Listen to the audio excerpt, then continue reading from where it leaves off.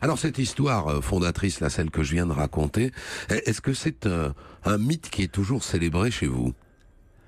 Alors, plus que jamais, et pour rien vous cacher, ça me fait grand bien de le réécouter là. J'étais cet après-midi avec le président de la République, j'écoute là l'abbé Pierre, ça redonne une force incroyable.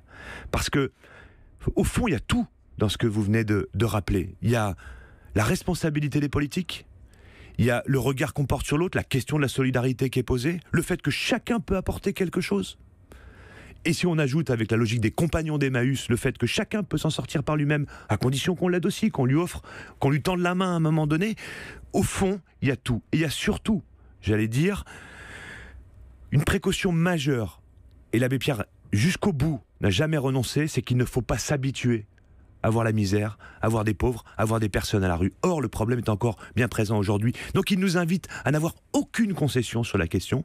Et pour tout vous dire, moi, ça me rebooste. Oui, entendre la voix de l'abbé Pierre, ça remonte la pendule, quoi, un peu. Ouais, ça nous rappelle qu'il n'y a pas vraiment de questions autour de ça. C'est-à-dire qu'on peut toujours discuter des premiers de cordée, on peut toujours discuter de la répartition des richesses, de la fiscalité, de tels dispositifs qui marchent ou qui ne marchent pas, de l'insertion par l'emploi, etc.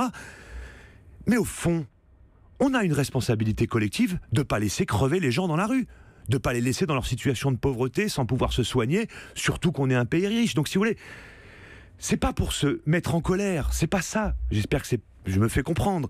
C'est que il faut pas oublier qu'on a affaire à des gens qui sont dans une situation d'extrême précarité et que ça ne peut pas être accepté par quiconque.